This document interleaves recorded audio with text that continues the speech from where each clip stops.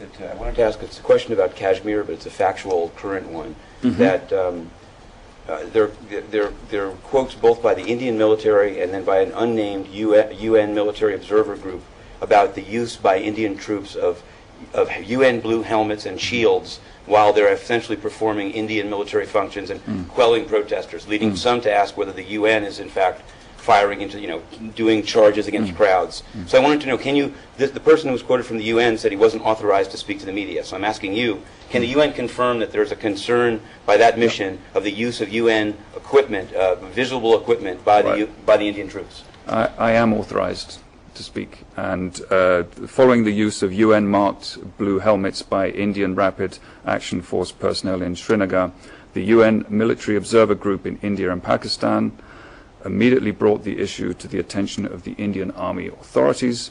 We understand that directions have since been issued by the Indian authorities to prevent its recurrence.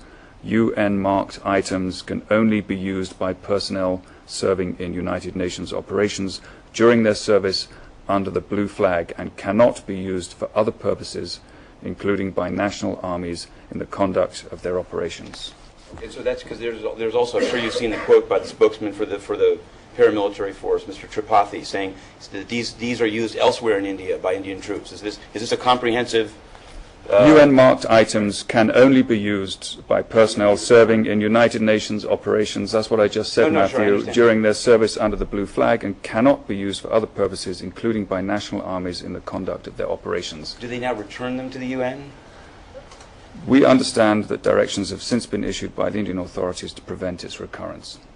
Okay. This is what I was going to ask you yesterday about the global sustainability, the thing on Monday, which is that Kevin Rudd, now that it's been confirmed that he's one of the members of the high-level group, he said in Australia that all of this, because there's some controversy about how it may conflict with his existing or future duties in Australia, he said that the entirety of the work of that panel will be a single meeting to attend in 2010 and 2 meetings in 2011, therefore no conflict with his work. So I just wanted to confirm that this high-level panel in the next year and nearly a half, that it essentially is asking of the members 3 meetings and no more.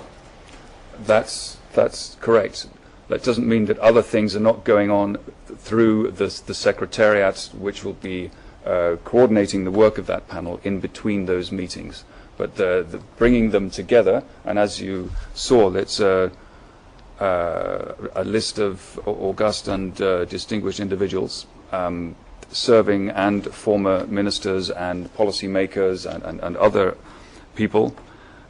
Bringing them all together at one point is obviously going to be a challenge, and therefore that's why you would have the meetings spaced in that way.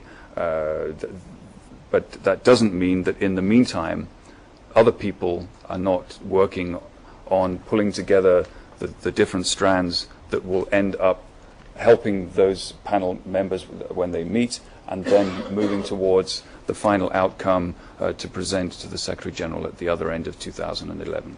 Gotcha. So but the meeting that was characterized as a courtesy call by Mr. Rudd, I mean, I think Yanis Pastor has now said it was discussed, this position was discussed at that meeting. Is that consistent with it being just a courtesy call, or it just was part of, did it have to remain confidential until his name was on it? When you're putting together a panel, you take into account many factors and individuals, and the panel was ready when it was ready, and it was announced when it was announced. Yeah. All right. Thank you very much. Have a good afternoon.